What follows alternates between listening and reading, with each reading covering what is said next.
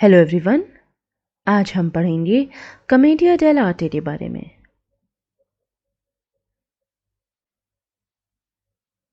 इस वीडियो में हम जानेंगे meaning of commedia dell arte, difference between commedia dell arte and commedia erudita, characteristics और टाइप ऑफ कैरेक्टर्स के बारे में।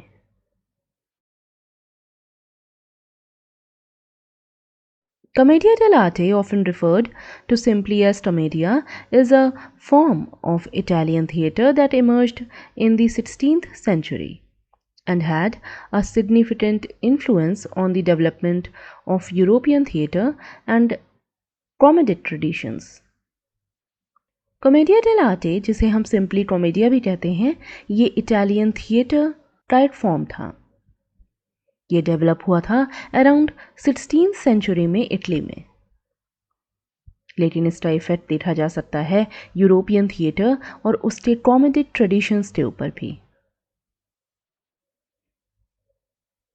Commedia dell'arte was a popular unscripted form of comedy which was also known as Commedia alla maschera, Commedia improviso and Commedia dell'arte all improviso।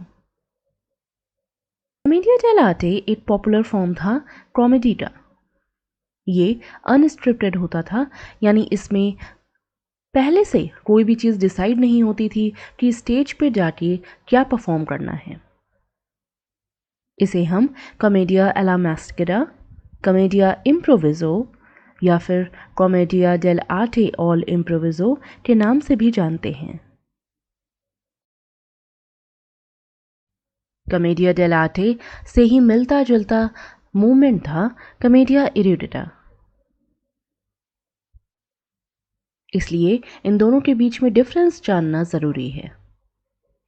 Originated in Italy during the 16th century, this theatrical art form was primarily developed during the 16th and 17th century। जैसा कि हमने जाना 16th century में Italy में इस form का development हुआ था, उसी समय कमेडिया एरुडिटा भी डेवलप हो रहा था। It developed concurrently with Commedia dell'arte, yet it was more heavily influenced by classical literature, particularly those by Terence and Plautus। हालांकि ये भी कॉमेडिया डेल आर्टे के साथ ही डेवलप हुआ था, लेकिन इसका फॉर्म और उसको लिखने का स्टाइल बिल्कुल अलग था। इसके ऊपर हमें हैवी इन्फ्लुएंस देखने को मिलता है क्लासिकल लिटरेचर का, और ख़ासकर टेरेंस और प्लॉटस ने जो क्लासिकल लिटरेचर लिखा, कॉमेडीज़ लिखी, उसका इफेक्ट कॉमेडिया एरुडिटा पे देखने को मिलता है। Commedia dell arte is characterized by its improvisation, use of mask and portrayal of archetypal characters like Harlequin, Pantalone and Columbina. Commedia dell arte में मास्क का यूज़ किया जाता था। कैरेक्टर्स मास्क पहन के परफॉर्म करते थे। इसकी सबसे इम्पॉर्टेंट कैरेक्टरिस्टिक है इम्प्रोवाइजेशन। इम्प्रोवाइजेशन का मतलब होता है कि किसी भी चीज़ की ऐसी परफॉर्मेंस या किसी भी चीज़ को ऐसे क्रिएट करना जिसकी पहले से प्रायर कोई भी प्रिपरेशन ना की गई हो। यानी डायरेक्ट आप स्टेज पे जाके परफॉर्म करने लगते हो, ऑडियंस क्या देखना चाहती है ये आप उसी समय समझ लेते हो और आप स्पॉन्टेनियसली परफॉर्म करते हो।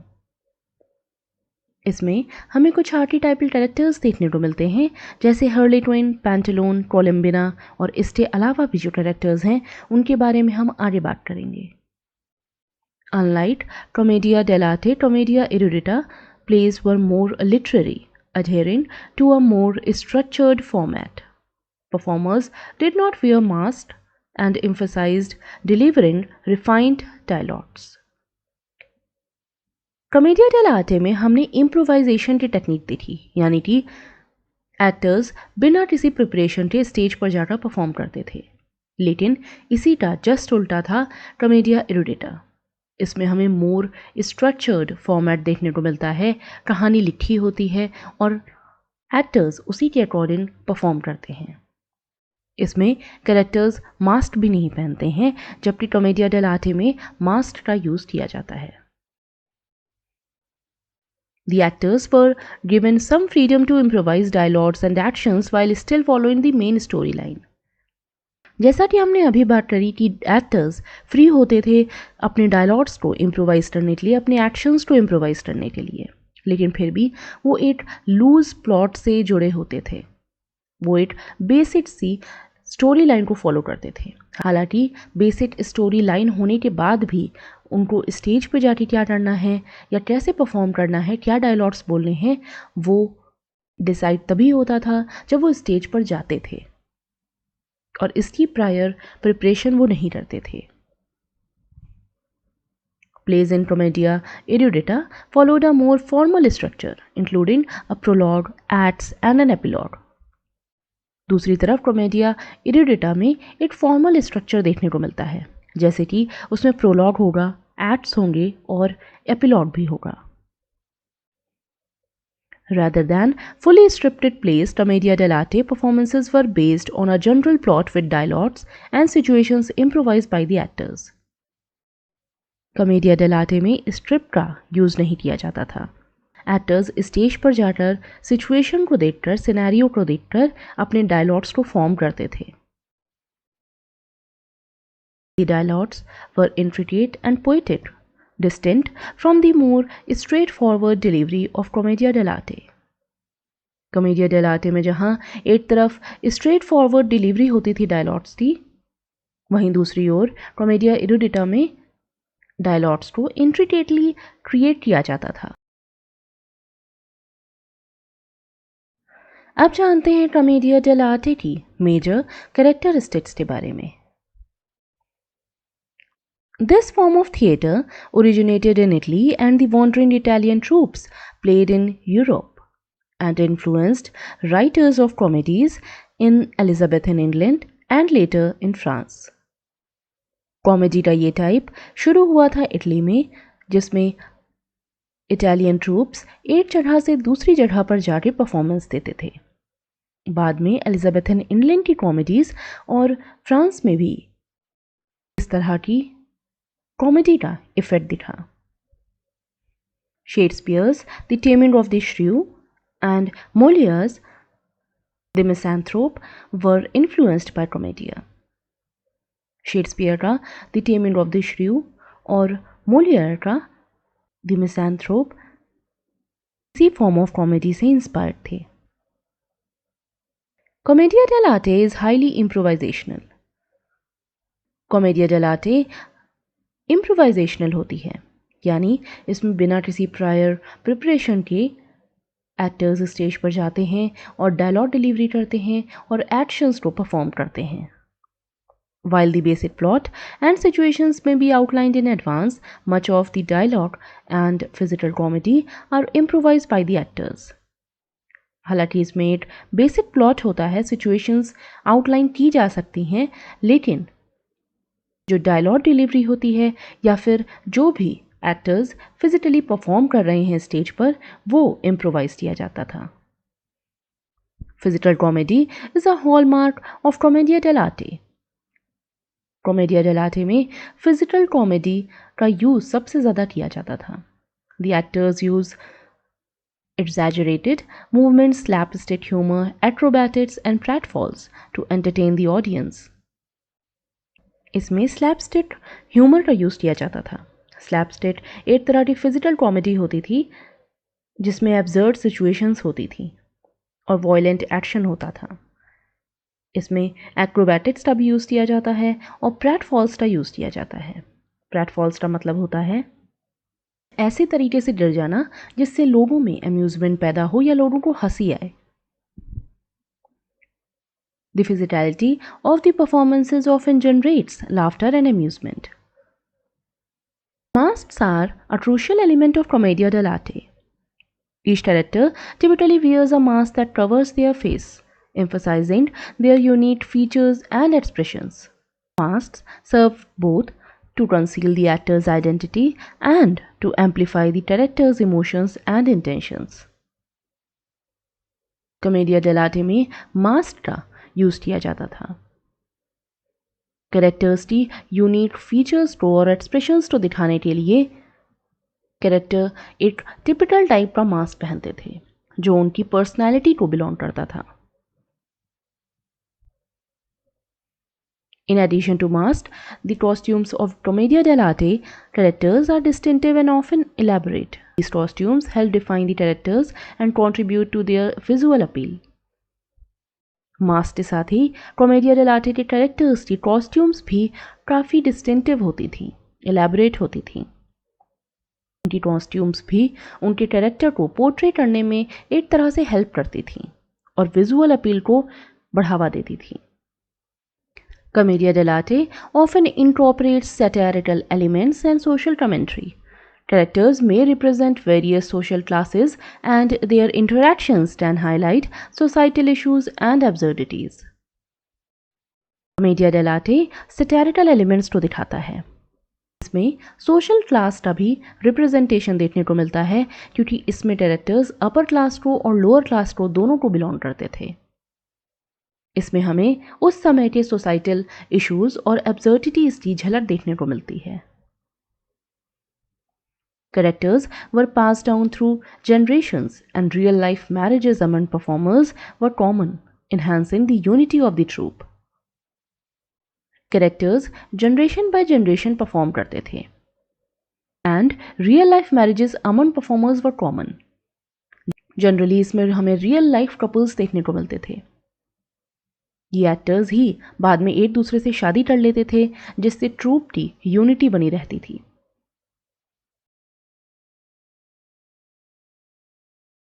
अब जानते हैं कॉमेडिया डेलार्टे में कौन कौन से टाइप के कैरेक्टर्स होते थे। हमें इसमें 4 स्टॉक कैरेक्टर्स का ग्रुप देखने को मिलता है।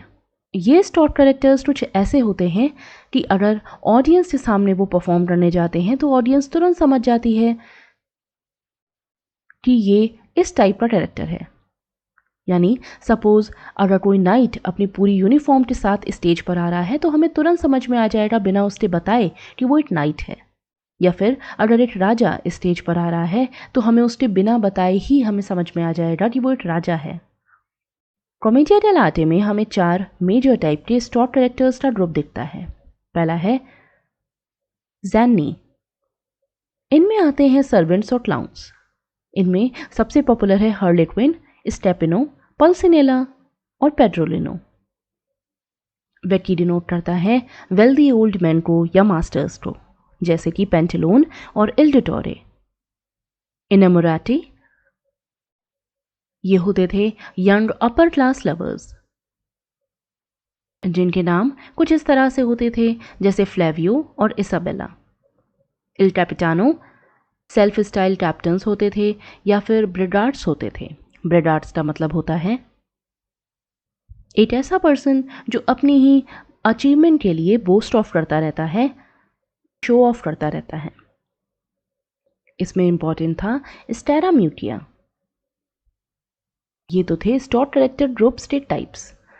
अब जानते हैं इन कैरेक्टर्स के बारे में थोड़ा सा डिटेल में कि ये किस तरह के कैरेक्टर्स होते थे और इनकी कॉस्ट्यूम्स कैसी होती थी या ये अपीयरेंस वाइज कैसे होते थे।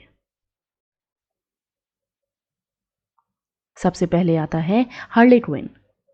Arlecchino या Harley Quinn was a mischievous and agile servant character known for his colorful checkered costume.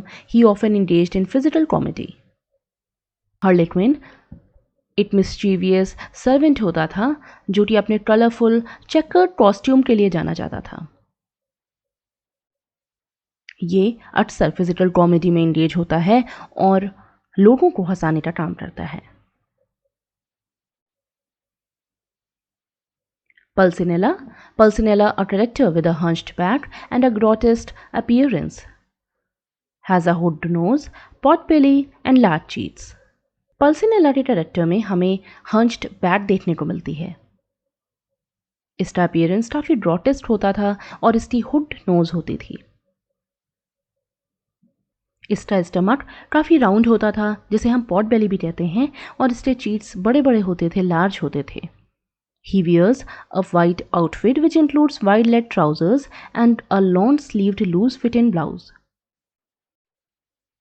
ये वाइट आउटफिट में दिखता है और वाइड लेड ट्राउजर्स पहनता था। इसका ब्लाउज लॉन्ग स्लीव्ड होता था और लूज फिटिंग होता था, क्योंकि ये एक हेल्दी टाइप का पर्सन होता था। Il Dottore was a pompous and foolish scholar or doctor character. He spoke in a convoluted and pretentious manner, often providing comic relief through his ignorance. Il Dottore का character generally एक foolish scholar या doctor को represent करता था। ये ऐसे act करते थे जैसे कि इनके पास बहुत ज़्यादा नॉलेज है। ये प्रिटेंशियस मैनर में काफ़ी कॉम्प्लेक्स डायलॉग्स बोलते थे। हालांकि इनके अंदर कोई नॉलेज नहीं होती थी और ये अपनी इग्नोरेंस की वजह से काफ़ी ज़्यादा प्रिटेंड करते थे। Pantaloon, he is typically portrayed as an older man with a stooped posture, reflecting his age and wealth. ये जनरली एक ओल्डर पर्सन होता था जिसकी बैक झुकी हुई होती थी, इसका पोस्चर सीधा नहीं होता था। ये इसकी ज़्यादा एज और वेल्थ को दिखाता है। He is known for being miserly and is often depicted as having a desire for younger women, which adds to the humor of the character.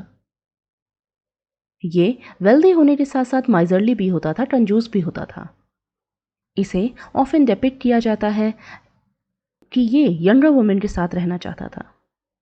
His distinctive Venetian costume, including a mask and a unique hat, is an essential part of his character portrayal. इसका Venetian costume, mask और इसकी unique hat इसके character portrayal के लिए एक essential part play करती हैं।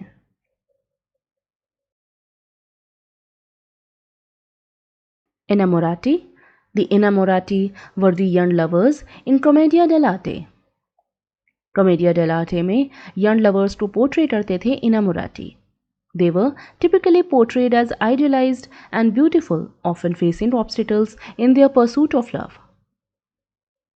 इन्हें काफ़ी खूबसूरती से पोर्ट्रे किया जाता था, जो कि अपने प्यार की कहानी में और प्यार के रास्ते में काफ़ी ज़्यादा ऑब्स्टिकल्स को फेस करते थे।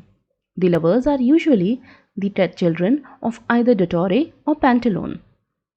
ये lovers जनरली Dottore या Pantalone के बच्चे होते थे।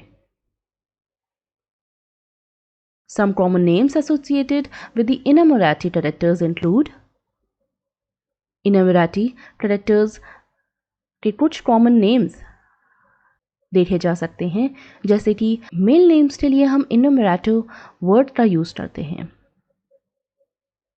इन कैरेक्टर्स के नेम होते थे जैसे Florento, Lelio, Silvio, Fabrizio, Leandro etcetera. Female names को हम इनामोराटा कहते थे। कुछ फेमस फीमेल नेम्स थे Isabella, Rosalinda, Clarice, Lavinia etcetera.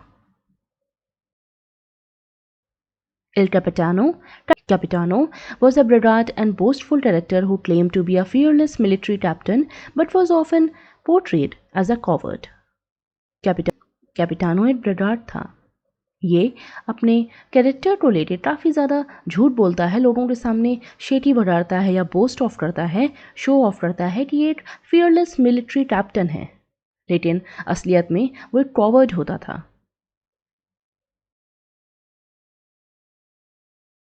Scaramuccia, often referred to simply as Scaramouche, is a clever and scheming character known for his quick thinking and resourcefulness.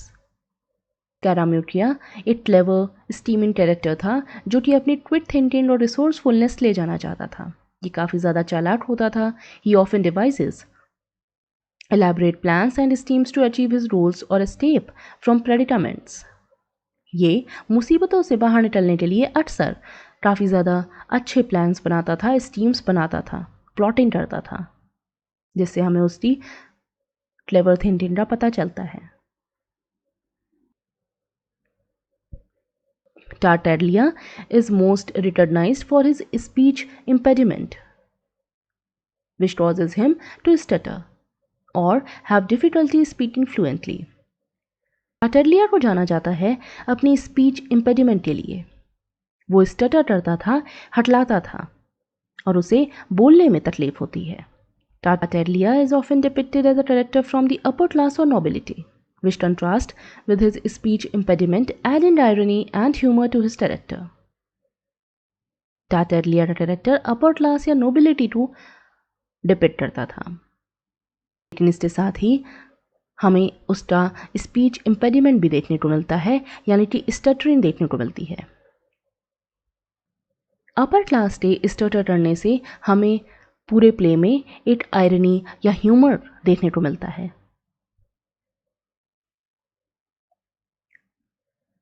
Pierrot is a well-known character usually portrayed as a clown with a loose white outfit and a ruffled collar and a pointed hat. Pierrot एक well known character है जो कि as a clown portray किया जाता था। इसके कपड़े काफ़ी ज़्यादा लूज होते थे, वाइट होते थे और इसका कॉलर रफल्ड होता था। ये पॉइंटेड हैट पहनता था। His face is without a mask often painted white and black highlights around the eyes and mouth, giving him a unique melancholic appearance. ये मास्क नहीं पहनता था, बस इसके फेस को ही पेंट किया जाता था। इसका पूरा फेस वाइट कलर से पेंट किया जाता था, लेकिन इसकी आईज और माउथ को ब्लैक हाईलाइट्स के थ्रू एम्फसाइज किया जाता था, जिससे हमें एक तरह का मेलैंकोलिक अपीयरेंस देखने को मिलता है। होता ये क्लाउन ही था, लेकिन एक मेलैंकोलिक टच के साथ, एक सैड टच के साथ। Columbina was a clever and resourceful servant girl who often assisted her mistress. She was known for her wit and was sometimes involved in romantic subplot. Columbina एक clever और resourceful servant girl होती थी जो कि अपने mistress को assist करती थी। वो अपनी विट के लिए जानी जाती है और वो काफ़ी ज़्यादा क्लेवर होती थी और कभी कभी रोमांटिक सब प्लॉट में भी इन्वॉल्व होती थी। अगर आपको ये वीडियो अच्छा लगा हो तो please do like, share and subscribe to my channel in Lit Shelf. Thank you so much.